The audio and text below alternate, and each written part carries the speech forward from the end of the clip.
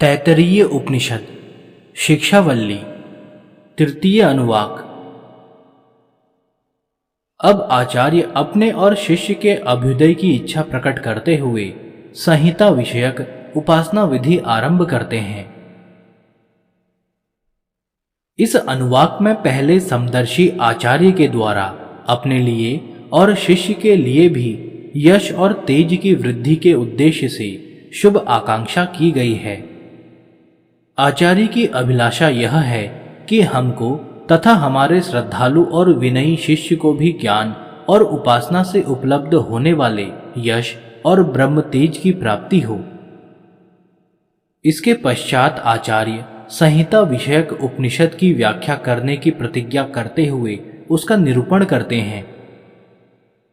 वर्णों में जो संधि होती है उसको संहिता कहते हैं। वही संहिता दृष्टि जब व्यापक रूप धारण करके लोक आदि को अपना विषय बनाती है तब उसे महासंहिता कहते हैं। संहिता या संधि 5 प्रकार की होती है, यह प्रसिद्ध है। स्वर, व्यंजन, स्वादि, विसर्ग और अनुस्वार, ये ही संधि के अधिष्ठान बनने पर पंच संधि के नाम से प्रसिद्ध होते हैं। वस्तुतः ये संधि के 5 आश्रय हैं। इसी प्रकार पूर्वोक्त महासंहिता या महासंधि के भी 5 आश्रय हैं: लोक, ज्योति, विद्या, प्रजा और आत्मा अर्थात शरीर। तात्पर्य यह कि जैसे वर्णों में संधि का दर्शन किया जाता है उसी प्रकार इन लोक आदि में भी संहिता दृष्टि करनी चाहिए। वह किस प्रकार हो यह बात समझाई जाती है। प्रत्येक संधि के 4 भाग होते हैं: पूर्व वर्ण, परवर्ण, दोनों के मेल से होने वाला रूप तथा दोनों का संयोजक नियम।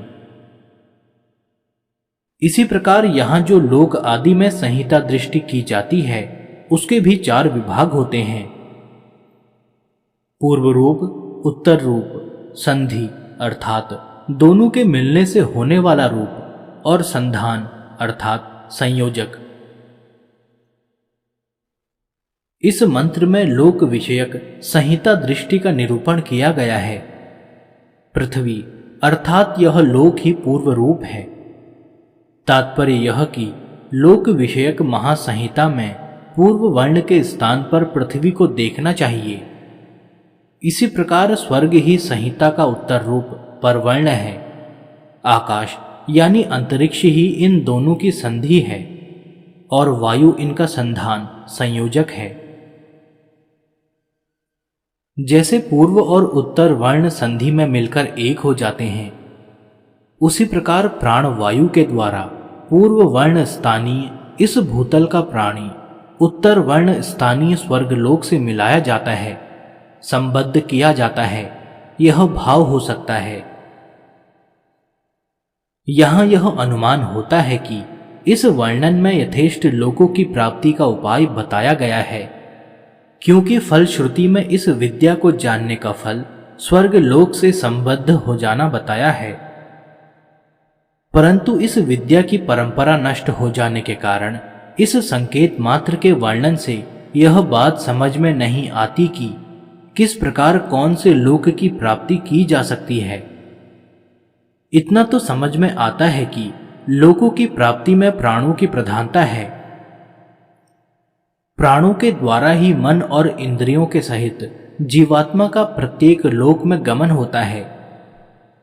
यह बात उपनिषदों में जगह जगह कही गई है, किंतु यहां जो यह कहा गया है कि पृथ्वी पहला वर्ण है और द्युलोक दूसरा वर्ण है एवं आकाश संधि इनका संयुक्त रूप है, इस कथन का भाव क्या है यह ठीक ठीक समझ में नहीं आता। अग्नि इस भूतल पर सुलभ है अतः उसे संहिता का पूर्व वर्ण माना है और सूर्य द्युलोक में ऊपर के लोक में प्रकाशित होता है अतः वह उत्तर रूप पर वर्ण बताया गया है। इन दोनों के उत्पन्न होने के कारण मेघ ही संधि हैं तथा विद्युत शक्ति ही इस संधि की हेतु संधान बताई गई है। इस मंत्र में ज्योति विषयक संहिता का वर्णन करके ज्योतियों के संयोग से नाना प्रकार के भौतिक पदार्थों की विभिन्न अभिव्यक्तियों के विज्ञान का रहस्य समझाया गया है। उन ज्योतियों के संबंध से उत्पन्न होने वाले भोग्य पदार्थ को जल का नाम दिया गया है और उन सब की उत्पत्ति में बिजली को कारण बताया गया है, ऐसा अनुमान होता है, क्योंकि आजकल के वैज्ञानिकों ने भी बिजली से नाना प्रकार के भौतिक विकास करके दिखाए हैं। इससे यह सिद्ध होता है कि वेद में यह भौतिक उन्नति का साधन भी भली भांति बताया गया है, परंतु परंपरा नष्ट हो जाने के कारण उसको समझने और समझाने वाले दुर्लभ हो गए हैं।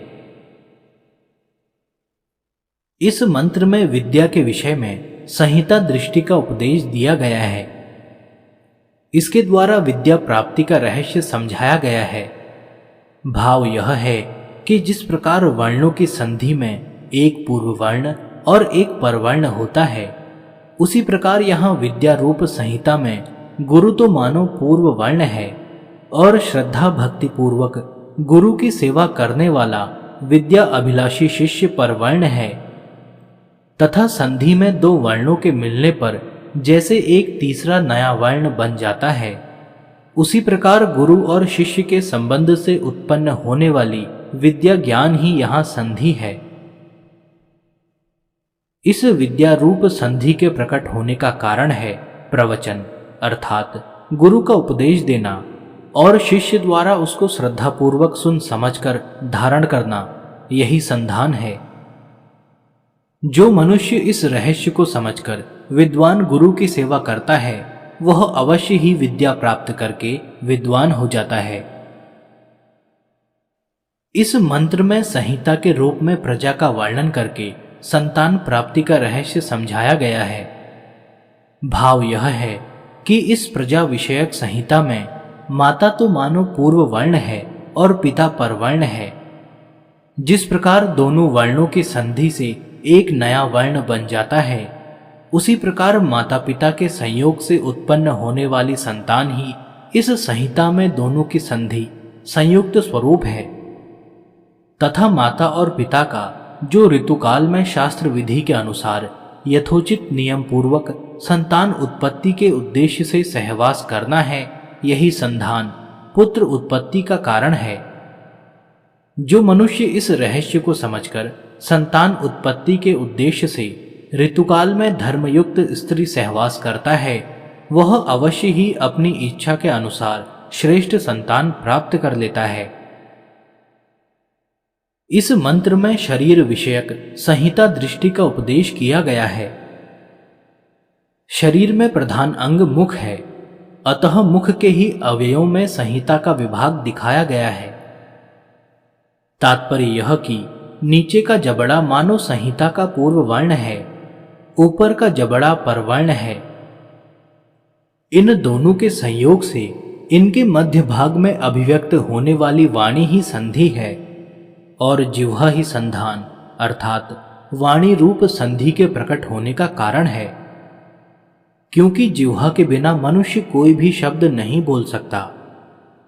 वाणी में विलक्षण शक्ति है। वाणी द्वारा प्रार्थना करके मनुष्य शरीर के पोषण और उसे उन्नत करने की सभी सामग्री प्राप्त कर सकता है, तथा ओंकार रूप परमेश्वर के नाम जप से परमात्मा को भी प्राप्त कर सकता है। इस प्रकार वाणी में शारीरिक और आत्म विषयक दोनों तरह की उन्नति करने की सामर्थ्य भरी हुई है। इस रहस्य को समझकर जो मनुष्य अपनी वाणी का यथा योग्य उपयोग करता है, वह वाक शक्ति पाकर उसके द्वारा अभीष्ट फल प्राप्त करने में समर्थ हो जाता है। इस मंत्र में 5 प्रकार से कही हुई महासंहिताओं के यथार्थ ज्ञान का फल बताया गया है। इसको जानने वाला अपनी इच्छा के अनुकूल संतान प्राप्त कर सकता है। विद्या के द्वारा ब्रह्म तेज संपन्न हो जाता है। अपनी इच्छा के अनुसार नाना प्रकार के पशुओं को और अन्न आदि आवश्यक भोग्य पदार्थों को प्राप्त कर सकता है। इतना ही नहीं, उसे स्वर्ग लोक की प्राप्ति भी हो जाती है। इनमें से लोक विषयक संहिता के ज्ञान से स्वर्ग आदि उत्तम लोक, ज्योति विषयक संहिता के ज्ञान से नाना प्रकार की भौतिक सामग्री, प्रजा विषयक संधि के ज्ञान से संतान, विद्या विषयक संहिता के ज्ञान से विद्या और ब्रह्म तेज तथा आध्यात्म संहिता के ज्ञान से वाक शक्ति की प्राप्ति। इस प्रकार पृथक पृथक फल समझना चाहिए। श्रुति में समस्त संहिताओं के ज्ञान का सामूहिक फल बताया गया है। श्रुति ईश्वर की वाणी है, अतः इसका रहस्य समझकर श्रद्धा और विश्वास के साथ उपर्युक्त उपासना करने से निःसंदेह वे सभी फल प्राप्त हो सकते हैं जिनकी चर्चा ऊपर की गई है।